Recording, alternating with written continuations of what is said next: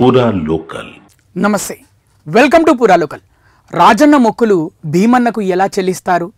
భక్తుల మనోభావాలకు భంగం కలిగిస్తే చూస్తూ ఊరుకోం. ఆలయం మూసివేస్తే పంచలు కట్టుకొని డోర్లు తెరుస్తాం. ఫైరింగ్ చేస్తారో లాఠీ చార్జీ చేస్తారో చూద్దాం.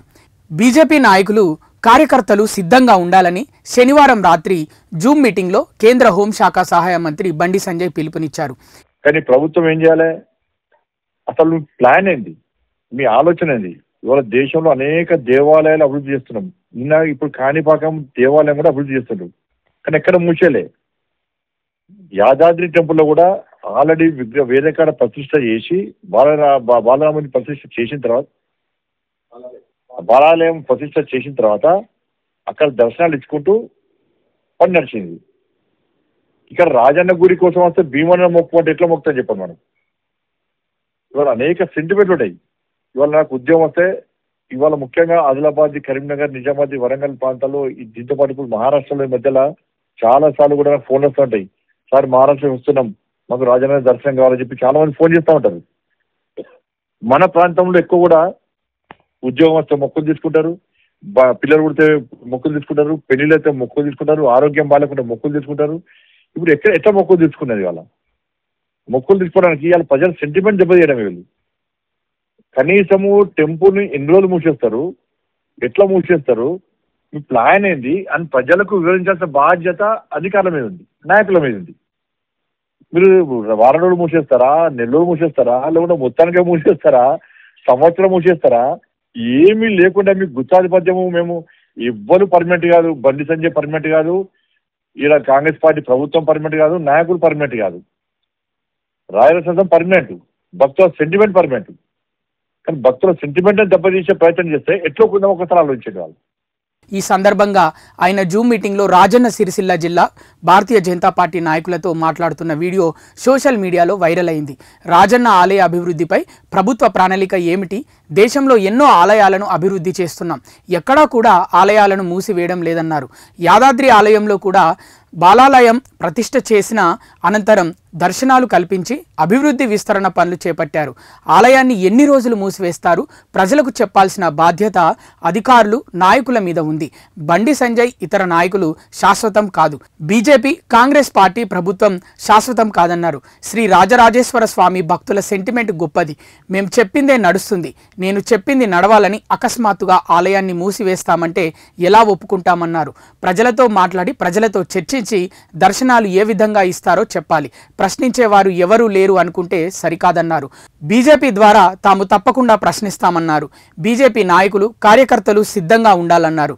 భక్తుల మనోభావాలకు వ్యతిరేకంగా నిర్ణయాలు తీసుకుంటే వ్యతిరేకించాల్సిందే అన్నారు. కోడె మొక్కులు రాజన్నకు మొక్కుతారు, భీమన్నకు ఎలా చెల్లిస్తారన్నారు. ప్రతి గ్రామంలో శివాలయం లేదా అక్కడే మొక్కులు చెల్లిస్తారు కదా. ప్రజల సెంటిమెంటు, మనోభావాలు కాపాడాల్సిన బాధ్యత మనపై ఉందన్నారు. గ్రామాల్లో ప్రజలకు నాయకులు, కార్యకర్తలు స్పష్టంగా వివరించాలని ఆయన స్పష్టం చేశారు. ఆలయం మూసివేస్తారని ఇప్పటికే చాలామంది ఏడుస్తున్నారు. రాజన్నను చూడకుండా ఎలా ఉంటామని భక్తులు ఆవేదన చెందుతున్నారన్నారు. సమ్మక్క సారలమ్మ మహాశివరాత్రి జాతర రాబోతుంది.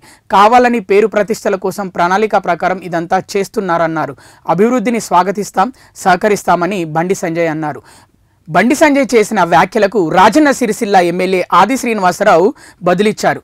శ్రీ రాజరాజేశ్వర స్వామి అభివృద్ధిపై ఎమ్మెల్యే ఆది శ్రీనివాసరావు కామెంట్స్ కూడా చేశారు. వేములవాడ శ్రీ రాజరాజేశ్వర స్వామి వారి అభివృద్ధిలో భాగంగా దాదాపు 340 కోట్లతో అభివృద్ధి చేయడం జరుగుతుంది. రాజన్న దర్శనానికి వచ్చే భక్తులకు ఎలాంటి ఇబ్బందులు కలగకుండా శ్రీ భీమేశ్వర స్వామి ఆలయంలో దర్శనాలు కల్పించడం జరుగుతుంది.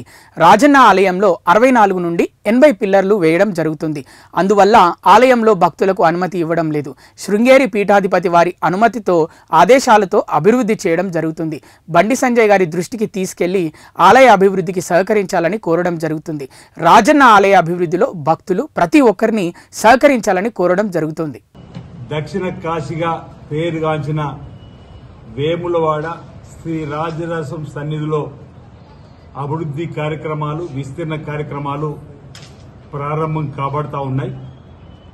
గౌరవ ముఖ్యమంత్రి శ్రీ రేవంత్ రెడ్డి గారి ఆదేశాలతోటి దేవాదాయ శాఖ మార్చులు కొండ సురేఖ గారు, జిల్లాకు సంబంధించిన మంత్రులు అందరం కూడా సుమారు 150 కోట్లు వెచ్చించుకొని ముందుకు పోతున్నటువంటి సందర్భంలో ఇప్పటికే 47 కోట్లతో రోడ్డు వెడల్పు కార్యక్రమం పూర్తి చేసుకున్నాం. ప్రస్తుతం వేముల రాజన్న ఆలయాన్ని విస్తరించే క్రమంలో వచ్చేటువంటి భక్తుల సేఫ్టీని కూడా దృష్టిలో పెట్టుకొని ఎవరికి ఇబ్బంది తలెత్తకూడదని చెప్పని అర్జిత సేవలు భీమేశ్వర ఆలయంలో ప్రాచీన కాలం నాటి కృతయుగం నుంచి కూడా వేములవాడ రాజన్న ఆలయం నిర్మాణమైనటువంటి సందర్భంలో నిర్మాణమైనటువంటి భీమేశ్వర ఆలయంలో వచ్చేటువంటి భక్తులకు అర్జిత సేవలకు సకల సౌకర్యాలు ఏర్పాటు చేయాలని చెప్పని 3,40,00,000 రూపాయలు కూడా ఏర్పాటు చేయడం జరిగింది. నిన్నటి రోజు 11వ తేదీన అక్కడ వచ్చే భక్తులు కూడా అన్ని ఏర్పాట్లను కూడా పూర్తి చేయడం జరిగిందన్నమాట సందర్భంగా చెబుతూ భారతీయ జనతా పార్టీకి సంబంధించినటువంటి మిత్రులతో పాటు కేంద్ర మంత్రివర్యులు పెద్దలు సంజయ్ గారు ఇచ్చినటువంటి సూచనలు సలహాలు కూడా మేము తీసుకొని ముందుకు పోయే క్రమంలో వేములవాడ పరిరక్షణ సమితికి సంబంధించినటువంటి పెద్దలతో ఆలోచనకు అనుగుణంగా పట్టణ ప్రజలు రాజన్న భక్తులు ఇచ్చిన సూచనలు సలహాలు తీసుకొని మేము ఎవరు చెప్పినా భక్తుల విశ్వాసాన్ని కొనసాగించే విధంగా వారి ఆలోచనకు అనుగుణంగా మేము మా విధానాలను మలుచుకుంటూ ముందుకు పోతున్నటువంటిది ఇప్పటికే అనేక సందర్భాలు చూడడం జరిగింది. రాజన్న ఆలయ అభివృద్ధి జరిగేటువంటి క్రమంలో రాజన్న ఆలయం మూసివేత ఉండదు, రాజన్న ఆలయం బంద్ ఉండదని ఇప్పటికే అనేక మార్లు పలుమార్లు చెప్పినటువంటి సందర్భాన్ని మరోసారి గుర్తు చేస్తూ రాజన్న ఆలయంలో యథావిధిగా సుప్రభాత వేళ నుండి రాత్రి వరకు కూడా ప్రతి పూజా కార్యక్రమాన్ని బ్రాహ్మణోత్తముల చేత వేద పండితుల చేత లోక కళ్యాణ కొరకు జరిగేటువంటి కార్యక్రమాలు జరుగుతుంటాయి. ఇదే సమయంలో నేను భక్తులకు మిత్రులకు విజ్ఞప్తి చేస్తున్నా. ఇదే సమయంలో రాజన్న ఆలయంలో సుమారు 64-70 కొత్తగా పిల్లర్లు వేసి అన్విటి మండపాలు నిర్మాణం చేయదలుచుకున్నాము. ఈ విస్తీర్ణంలో భాగంగా ఆ 64-70 పిల్లర్లు నిర్మాణం చేసే క్రమంలో 120 పైల్స్ దవ్వాల్సినటువంటి అవసరం వస్తున్నది. ఆ పైల్స్ పెద్ద పెద్ద మిషన్ల ద్వారా అండర్ గ్రౌండ్ లో ఎక్కడికి గట్టి దరి వస్తుందో గ్రామాలంటూ గట్టి దరి వచ్చేంత వరకు కూడా ఫౌండేషన్ వెళ్లాలి కాబట్టి మిషన్ ద్వారా పంపించి 120 పైల్స్ ను మిషన్ ద్వారా దవ్వి ఆ గట్టి దరి దొరికేంత వరకు వెళ్లి అక్కడి నుంచి కాంక్రీట్ ద్వారా భూభాగానికి వచ్చి ఆ పైన 64 పిల్లర్లు నుంచి 70 పిల్లర్లు నిర్మాణం చేసి వాటిపైన ఈ మండపానికి సంబంధించి స్లాబ్ వేయాల్సిన అవసరం ఉంది. ఈ సమయంలో వచ్చేటువంటి భక్తులకు ఎలాంటి ఇబ్బంది తలెత్తకుండా చూడాలనే ఆలోచనతోటి భక్తుల సేఫ్టీని కూడా దృష్టిలో పెట్టుకొని వచ్చిన భక్తులకు ప్రాచీన కాలం నాటి భీమేశ్వర ఆలయంలో కూడా అన్ని దర్శనాలు కల్పించాలని చెప్పి ప్రభుత్వం ముందస్తుగా ఒక ఆలోచన చేసుకొని శ్రీ శ్రీ శ్రీ విధుశేఖర భారతి శృంగేరి పీఠం వారి గారి అనుమతులతోటి ఇంచుమించు 4-5 సార్లు వెళ్లి వారి అనుమతితో ఈ విధంగా ముందుకు పోవడం జరిగింది.